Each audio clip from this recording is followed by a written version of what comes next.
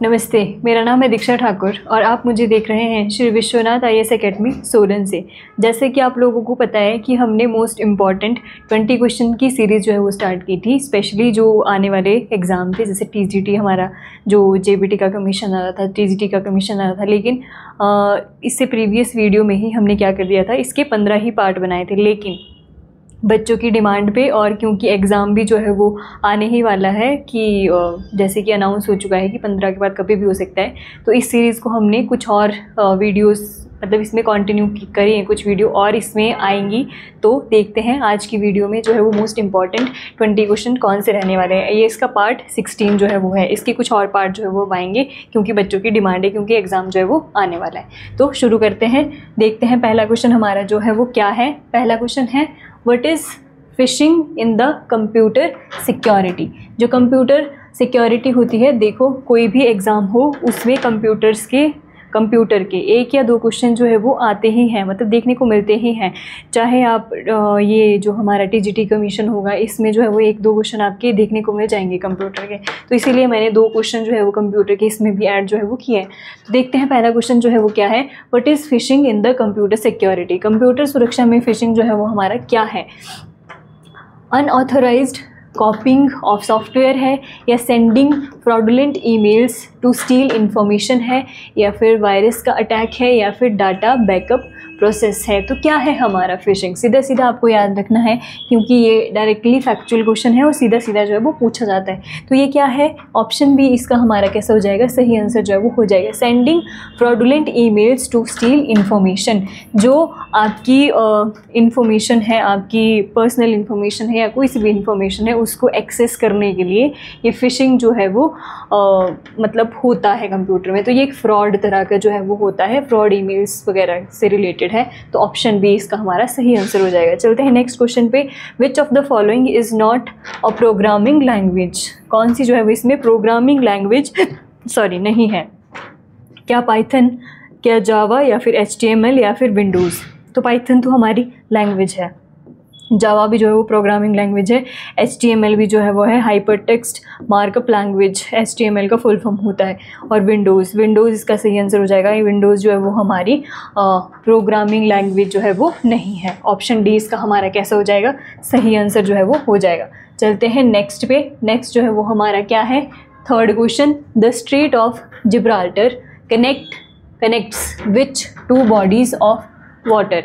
तो जलडमरू होता ही क्या है, जो हमारी दो बड़ी वाटर बॉडी को कनेक्ट करता है। तो जो हमारा जिब्राल्टर स्ट्रेट है, स्ट्रेट ऑफ जिब्राल्टर है, वो किसको जोड़ता है। क्या अटलांटिक ओशन को इंडियन ओशन से जोड़ता है, क्या मेडिटेरियन सी को यानी कि भूमध्य सागर को अटलांटिक ओशन यानी कि अटलांटिक ओशन अटलांटिक महासागर से जोड़ता है, पैसिफिक ओशन प्रशांत महासागर को इंडियन ओशन यानी कि हिंद महासागर से जोड़ता है, रेड सी यानी कि लाल सागर को मेडिटेरियन सी यानी कि भूमध्य सागर से जोड़ता है। तो क्या है इसका सही आंसर, तो इसका सही आंसर होगा हमारा ऑप्शन बी, जो हमारा मेडिटेरियन सी है, हिंदी में बोलते हैं मेडिटेरियन सी को भूमध्य सागर है, उसको किससे जोड़ता है, हमारा अटलांटिक ओशन यानी कि अटलांटिक महासागर से जो है वो जोड़ता है। उसी को बोलते हैं हम क्या, जिब्राल्टर, स्ट्रेट ऑफ जिब्राल्टर। तो सही आंसर इसका ऑप्शन बी जो है वो हमारा सही आंसर इसका हो जाएगा। चलते हैं नेक्स्ट पे, which body was responsible for handling the demands of states for reorganization after the formation of Andhra Pradesh. Andhra Pradesh के गठन के बाद राज्यों के पुनर्गठन की मांगों को संभालने वाली संस्था कौन सी थी। तो पहले तो देखते हैं कि आंध्र प्रदेश जो है वो कब बना था। तो आंध्र प्रदेश बनता है हमारा 1953 में, और ये लैंग्वेज के आधार पर, भाषा के आधार पर, लिंग्विस्टिक बेसिस पर बनने वाला इंडिया का जो है वो आज़ादी के बाद इंडिया का जो है वो पहला हमारा स्टेट जो है वो होता है। तो देखते हैं कि आज़ादी के टाइम जो है वो हुआ क्या था। जब रियासतों का जो है वो हमारा मर्ज स्टार्ट हुआ, तो रियासतों को जो है वो उसके बाद जो है वो स्टेट बनने जो है वो स्टार्ट हुए। तो स्टेट किस बेसिस पर बनाए जाएं, इसका डिस्कशन शुरू हुआ। तो स्टेट को किस बेसिस पर बनाया जाए, उसके लिए कमेटी बनाएंगी। उसके लिए पहला बनाया गया था हमारा धार कमीशन या धर कमीशन जिसको बोलते हैं। इसने क्या बोला था कि लैंग्वेज के आधार पर नहीं बनाने चाहिए, हमें जो है वो एडमिनिस्ट्रेशन बेसिस पे या एडमिनिस्ट्रेटिव बेसिस पे जो है वो बनाने चाहिए। उसके बाद PJVP जवाहरलाल नेहरू, पट्टाभी सीतारामैया, वल्लभ भाई पटेल, इनकी भी एक कमेटी बनाई गई थी। इन्होंने भी ये बोला था कि लैंग्वेजेस के आधार पर नहीं, एडमिनिस्ट्रेटिव बेसिस पर जो है वो बनाने, प्रशासनिक आधार पर बनाने चाहिए। लेकिन फिर क्या हुआ था, आंध्र प्रदेश के एक तेलुगु नेता थे जिनका नाम था श्री रामुलु, उन्होंने जो है वो हड़ताल करी, भूख हड़ताल करी और उनकी जो है वो डेथ भी हो गई थी बाद में, जिसके बाद आंध्र प्रदेश को जो है वो बनाना पड़ा था भाषा के आधार पर। तो वो 1953 में आज़ादी के बाद भाषा के आधार पर बनने वाला हमारा पहला स्टेट जो है वो था। तो बोल रहा है कि उसके बाद जो है वो क्या हुआ था, क्या कॉन्स्टिट्यूएंट असेंबली बनाई गई थी? अरे कॉन्स्टिट्यूएंट असेंबली, संविधान सभा तो हमारी कैबिनेट मिशन आया था जब 1946 में, उसके बाद जो है वो बनाई गई थी। तो ये तो आज़ादी के बाद की बात हो रही है। State reorganization commission, yes, B ही इसका हमारा सही आंसर जो है वो हो जाएगा। स्टेट रिऑर्गेनाइजेशन कमीशन को बोलते हैं राज्य पुनर्गठन आयोग हिंदी में। तो राज्य पुनर्गठन आयोग ही इसीलिए बनाया गया था, जिसके बाद से जो है वो जब ये आया था, ये कब बनाया गया था, 1953 में जो है ये बनाया गया था।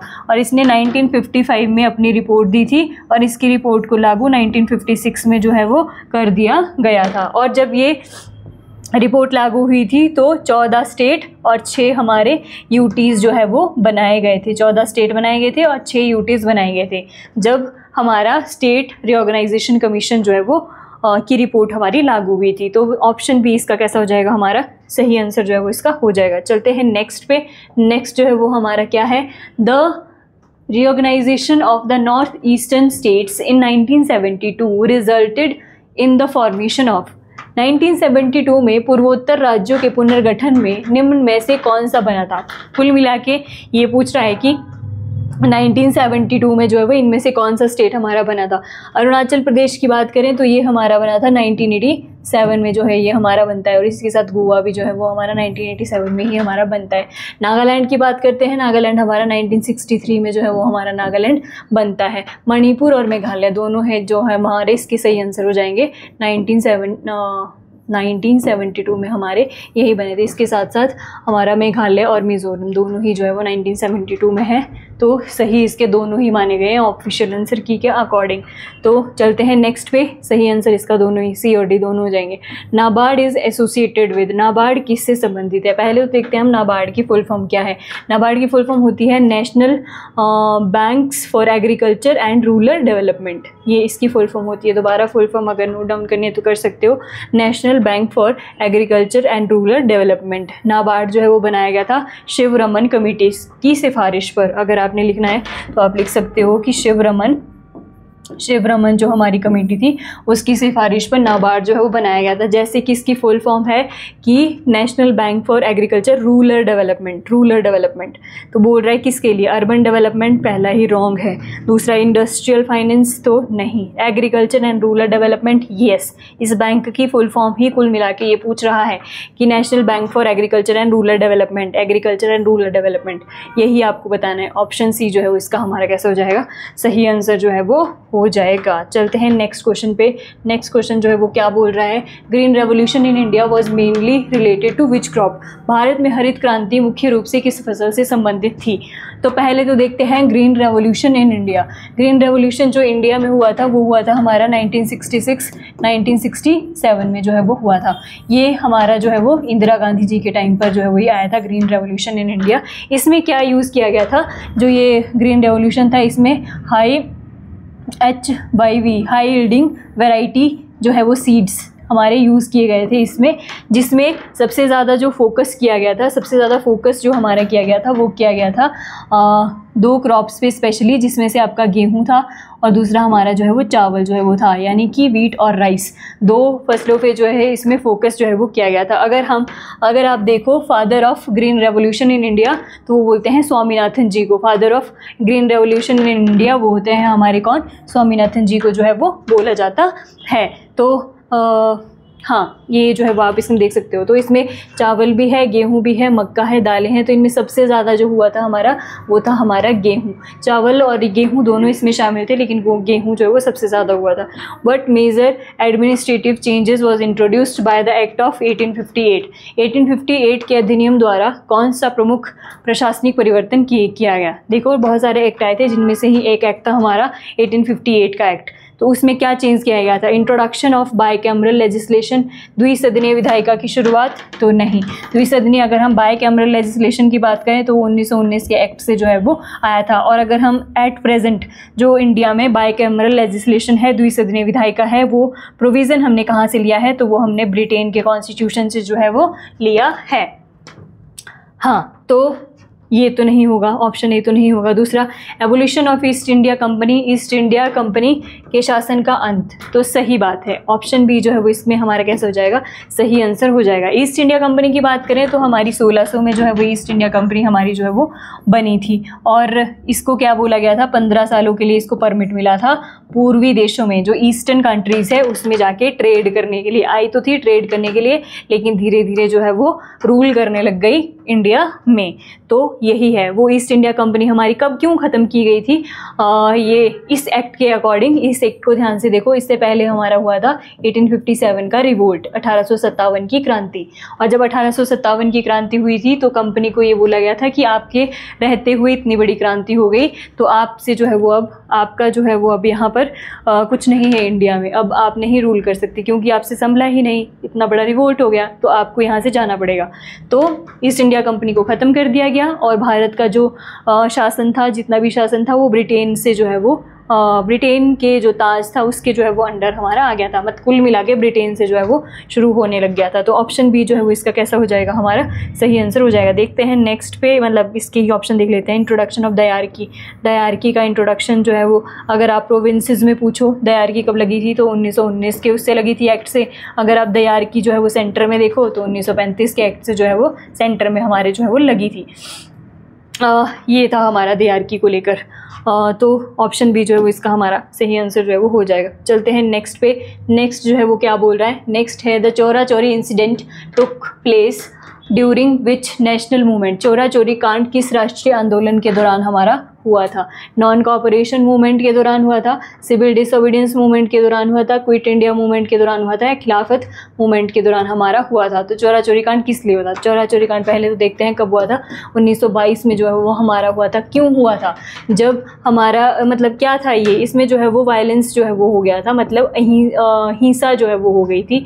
हाँ, वायलेंस जो है वो हो गया था, हिंसा जो है वो हो गई थी। और महात्मा गांधी जी ने जो मूवमेंट चलाया था, कौन सा? असहयोग आंदोलन। असहयोग आंदोलन हमारा 1920 में चला था। और गांधी जी कैसे थे? हमारे अहिंसावादी। तो वो चाहते थे कि हिंसा ना हो, लेकिन हिंसा जो है वो हो गई।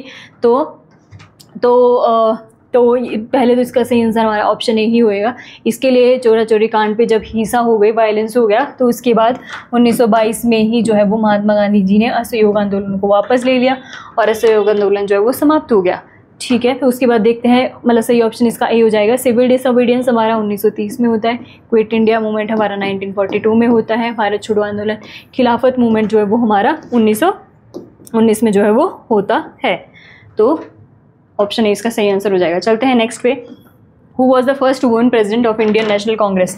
इंडियन नेशनल कांग्रेस की बात करें तो ये हुई थी हमारी 28 दिसंबर, बनी थी ये हमारी 1885 को।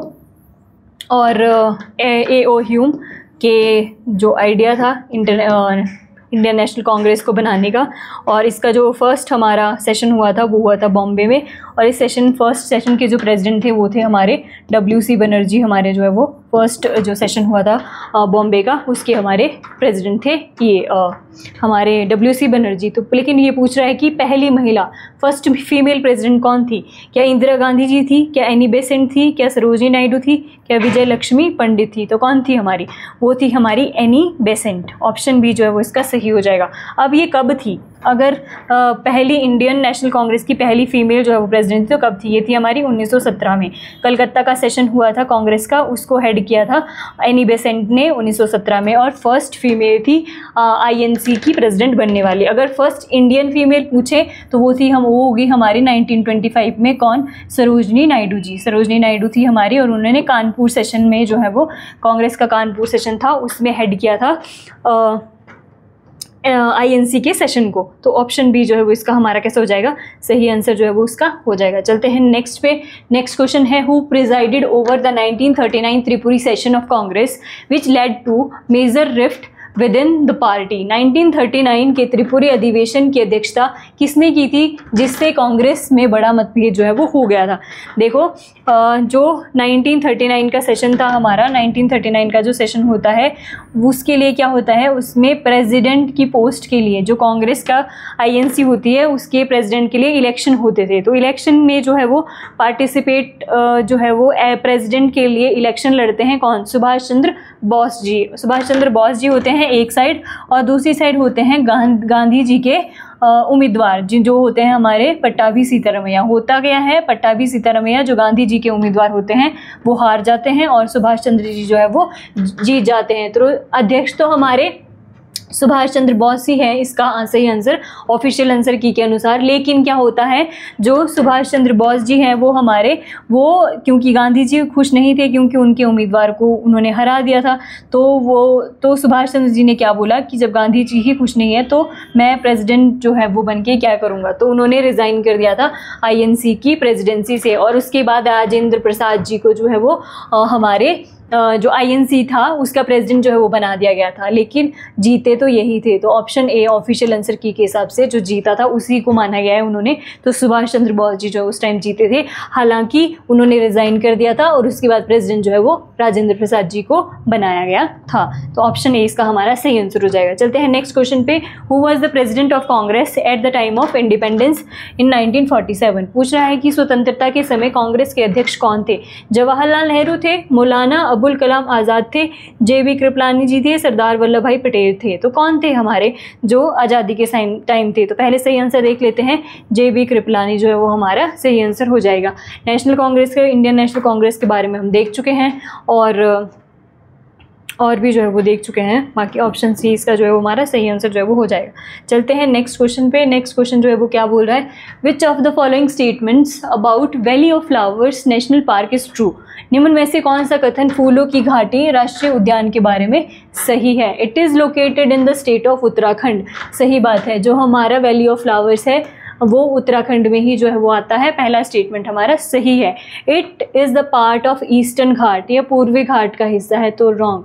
पहली बात तो जो हमारा हमारा इंडिया का जो मैप जो है वो इस तरीके से कुछ जो है वो होता है, ये वाला ईस्टर्न घाट में ये वाला जो है वो ईस्टर्न घाट में आता है, ये वाला जो है वो हमारा वेस्टर्न घाट में आता है। तो ये तो उत्तराखंड तो हमारा यहाँ से पड़ता है, तो वो हमारा वेस्ट हिमालयाज़, पश्चिमी हिमालयाज़, वेस्टर्न हिमालयाज़ का पार्ट है, पूर्वी घाट का पार्ट नहीं है। तो दूसरा स्टेटमेंट हमारा रॉन्ग हो जाएगा। तो पहला ही इसमें सही है, ओनली वन। ऑप्शन ए जो है वो इसका हमारा सही आंसर हो जाएगा। चलते हैं नेक्स्ट पे। नेक्स्ट जो है वो क्या बोल रहा है, match the following national parks with their states. निम्नलिखित राष्ट्रीय उद्यानों का उनके राज्यों से मिलान कीजिए, मतलब match of the following. Bandipur कहाँ पर है, कान्हा कहाँ पर है, पेरियार कहाँ पर है, इनको आपस में आपको मैच करवाना है। तो थोड़ा सा मतलब कंजस्टेड है, लेकिन देख लेना। बांदीपुर जो है वो हमारा वो कर्नाटका में पड़ता है और कान्हा मध्य प्रदेश में और पेरियार केरला में। जो पेरियार है हमारा वो पेरियार नदी भी है, पर पेरियार रिवर भी है जो हमारी केरला में पड़ती है। पेरियार नेशनल पार्क भी है जो केरला में पड़ता है। पेरियार के जो रिवर है केरला में, उसमें जो है वो इडुक्की डैम भी जो है वो सिचुएटेड है। इडुक्की डैम भी हमारा जो सिचुएटेड है वो पेरियार रिवर पर ही है इन केरला। तो ये आपने देख लेना क्या हो गया, बांदीपुर का कान्हा जो है, बांदीपुर इन कर्नाटका। तो हमारा ए का जो है वो बी है, ए का बी है, उसके बाद कान्हा 2 का ए है, ठीक है, और 3rd का सी है। तो ये ऑप्शन ए जो है वो इसका हमारा सही आंसर हमारा जो है वो हो जाएगा। चलते हैं नेक्स्ट क्वेश्चन पे। नेक्स्ट क्वेश्चन जो है वो क्या बोल रहा है, नेक्स्ट क्वेश्चन है statement about Hemis national park. Hemis राष्ट्रीय उद्यान के बारे में आपको बताना है। It is located in Ladakh, यह लद्दाख में स्थित है। दूसरा, it is largest national park in India by area. देखना है कौन सी स्टेटमेंट हमारे सही है। पहला तो सही है कि ये जो है वो लद्दाख में पड़ता है। दूसरा, ये क्षेत्रफल की दृष्टि से तो सही बात है, ये एरिया वाइज जो है वो भारत का सबसे बड़ा जो है वो नेशनल पार्क जो है वो है। तो दोनों स्टेटमेंट हमारे कैसे हो जाते हैं, इसमें सही है। तो बोथ 1 और 2 जो है वो हमारा कैसे हो जाएगा, इसमें सही आंसर जो है वो इसमें हो जाएगा। चलते हैं नेक्स्ट क्वेश्चन पे। नेक्स्ट क्वेश्चन जो है वो क्या बोल रहा है, नेक्स्ट क्वेश्चन है consider the following statements about Samudragupta. Samudragupta के बारे में निम्नलिखित कथनों पर विचार कीजिए। पहले तो समुद्रगुप्त की बात कर लेते हैं। समुद्रगुप्त जो है वो गुप्ता डायनेस्टी, जो गुप्त डायनेस्टी है हमारी, गुप्त वंश है, उसका जो है वो सबसे या मतलब वन ऑफ द पावरफुल जो है वो राजा था समुद्रगुप्त। अगर हम गुप्ता डायनेस्टी की और बात करें तो उसका फाउंडर जो है वो कौन है, वो है हमारा श्रीगुप्त। लेकिन एक्चुअल फाउंडर जो माना जाता है वो माना जाता है हमारा चंद्रगुप्त को। चंद्रगुप्त को जो है वो हमारा actual founder of Gupta dynasty जो है वो माना जाता है। तो समुद्रगुप्त के बारे में देखते हैं। He was known as the Napoleon of India. उसे भारत का नेपोलियन कहा जाता है। तो सही बात है, उसे भारत का नेपोलियन भी जो है वो कहा जाता था। दूसरा स्टेटमेंट है the Allahabad pillar inscription gives detail of his, मतलब उसकी जीत के बारे में। प्रयागराज स्तंभ लेख उसकी विजय अभियानों का वर्णन है। तो सही बात है, जो उसने युद्ध जो है वो कॉन्कर जो है वो किया था, जितने भी युद्ध उसने जीते हैं उनका वर्णन है किसमें, जो इलाहाबाद पिलर है, पिलर इंस्क्रिप्शन है, जो इलाहाबाद स्तंभ लेख है उसमें जो है वो दिया गया है। तो दोनों ही स्टेटमेंट हमारे सही हो जाएंगे। बोथ 1 और 2 जो है वो सही जो है वो होगा। अगर मैंने गलती से जो है वो बोल दिया होगा कि जो एक्चुअल फाउंडर है वो चंद्रगुप्त माना जाता है गुप्ता डायनेस्टी का, कहीं मैंने समुद्रगुप्त बोल दिया तो देख लेना। जो actual founder of Gupta dynasty है वो चंद्रगुप्त है, वैसे जो फाउंडर है वो श्रीगुप्त है। ठीक है, तो सही ऑप्शन इसका ऑप्शन सी जो है वो हमारा हो जाएगा। चलते हैं नेक्स्ट क्वेश्चन पे। नेक्स्ट क्वेश्चन जो हमारा जो है वो कौन सा है, consider the following statement about money bill. धन विधेयक के बारे में निम्नलिखित कथनों पर विचार कीजिए। पहले तो मनी बिल देख लेते हैं। आर्टिकल 110 में जो है वो गिवन है हमारा मनी बिल। तो देख लेते हैं मनी बिल कैन स्टेटमेंट 1 क्या है, the money bill can only be introduced in Lok Sabha. धन विधेयक केवल लोकसभा में ही पेश किया जाता है। तो सही बात है, लोकसभा में ही पेश किया जाता है इसको फर्स्ट। हालांकि राज्यसभा के पास जाता है लेकिन पहले पेश हमारा लोकसभा में ही होता है। पहला स्टेटमेंट सही है। Rajya Sabha can amend a money bill. Rajya Sabha धन विधेयक में संशोधन कर सकती है? नहीं, राज्यसभा के पास मनी बिल से रिलेटेड कोई भी पावर नहीं है। राज्यसभा सिर्फ सजेस्ट कर सकती है कि आप इसमें कुछ चेंज करें, लेकिन उसको अमेंड करने का, उसको चेंज करने का राइट जो है वो राज्यसभा के पास, अपर हाउस के पास नहीं है। तो स्टेटमेंट 2 जो है वो हमारा रॉन्ग है। स्टेटमेंट 1 ही हमारा करेक्ट है इसमें। तो करेक्ट ही आपको बताना है ओनली 1। ऑप्शन ए जो है वो इसका हमारा सही हो जाएगा। पहला ही स्टेटमेंट जो है वो हमारा इसमें सही है। चलते हैं नेक्स्ट क्वेश्चन पे। नेक्स्ट क्वेश्चन हमारा क्या बोल रहा है, consider the following statement regarding the Indian parliament. भारतीय संसद के संबंध में निम्नलिखित कथनों पर विचार करें। The parliament consist of president, Lok Sabha and Rajya Sabha. जो पार्लियामेंट होती है उसमें क्या क्या चीज़ें आती हैं, तो पहला स्टेटमेंट सही है। पार्लियामेंट में क्या क्या आता है, पार्लियामेंट कंसिस्ट ऑफ, पार्लियामेंट में शामिल है क्या, प्रेसिडेंट है हमारा, जो हमारा लोअर हाउस होता है लोकसभा, और हमारा अपर हाउस होता है राज्यसभा। इन तीनों से मिलकर बनती है हमारी पार्लियामेंट। तो ये सही बात है। पहला स्टेटमेंट जो है वो हमारा सही जो है वो इसमें हो जाएगा। सेकेंड स्टेटमेंट है Lok Sabha is permanent house and can not be dissolve. जो लोकसभा है वो हमारा स्थायी सदन है, उसे भंग नहीं किया जा सकता। रॉन्ग स्टेटमेंट है। लोकसभा जो है हमारा टेम्पररी हाउस है, इसको भंग कर सकते हैं और इसको डिसॉल्व करने की पावर जो है वो प्रेसिडेंट के पास होती है। हमारा जो राज्यसभा है वो परमानेंट हाउस है, उसको डिसॉल्व नहीं कर सकते, लेकिन लोकसभा जो है वो हमारा टेम्पररी हाउस है, उसको डिसॉल्व किया जा सकता है। सेकंड रॉन्ग है, फर्स्ट हमारा सही है, ओनली 1। ऑप्शन ए जो है वो इसका हमारा कैसा हो जाएगा, सही आंसर जो है वो इसका हो जाएगा। चलते हैं नेक्स्ट पे। नेक्स्ट जो है वो क्या है, Which of the following statement is/r correct regarding joint sitting of parliament। पहली बात तो joint sitting की बात देखते हैं। joint sitting का जो आर्टिकल आता है हमारा joint sitting का, वो आर्टिकल जो है वो 108, आर्टिकल 108 जो है वो जॉइंट सिटिंग से हमारा रिलेटेड है। तो जॉइंट सिटिंग से रिलेटेड ही स्टेटमेंट्स है। पहली स्टेटमेंट है इसकी अध्यक्षता लोकसभा अध्यक्ष करते हैं। सही बात है। जो जॉइंट सिटिंग है उसको बुलाते हमारे प्रेसिडेंट हैं, और जो उसको प्रेजाइड करता है उसके प्रेसिडेंट जो होते हैं वो होते हैं हमारे लोकसभा अध्यक्ष। वर्तमान में कौन है हमारे, ओम बिरला हमारे लोकसभा स्पीकर है एट प्रेजेंट। राजस्थान कोटा से जो है वो आते हैं। और फर्स्ट लोकसभा स्पीकर हमारे GV मावलंकर जी जो है वो थे। पहला स्टेटमेंट हमारा सही है। दूसरा, यह धन विधेयक पर मतभेद की स्थिति में बुलाई जा सकती है। It can be convened in the case of disagreement over money bill. नहीं, मनी बिल के केस में नहीं बुलाई जा सकती। मनी बिल के पास जो अल्टीमेट पावर होती है वो लोकसभा के पास होती है, राज्यसभा के पास कोई पावर नहीं है, अमेंड करने की भी नहीं है। 14 दिन का टाइम मिलता है, अगर सजेस्ट करना है तो कर सकती है, नहीं तो खुद ब खुद मनी बिल पास हो जाएगा।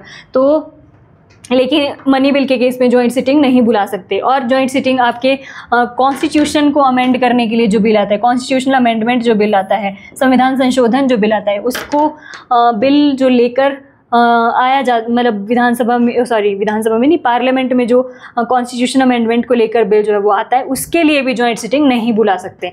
तो दूसरा हमारा जो है वो रॉन्ग है, पहला सही है, ऑप्शन ए ओनली 1 इसका हमारा कैसा हो जाएगा, सही आंसर जो है वो इसका हो जाएगा। चलते हैं नेक्स्ट क्वेश्चन पे। नेक्स्ट क्वेश्चन जो है वो हमारा क्या बोल रहा है, which of the following festival is not related to agriculture. निम्नलिखित में से कौन सा त्यौहार कृषि से संबंधित हमारा नहीं है, कौन सा एग्रीकल्चर से रिलेटेड नहीं है। बिहू, बिहू तो हमारा होता है आसाम में, और 3 प्रकार का जो है वो बिहू होता है आसाम में, और ये एग्रीकल्चर से रिलेटेड ही हमारा फेस्टिवल जो है वो है।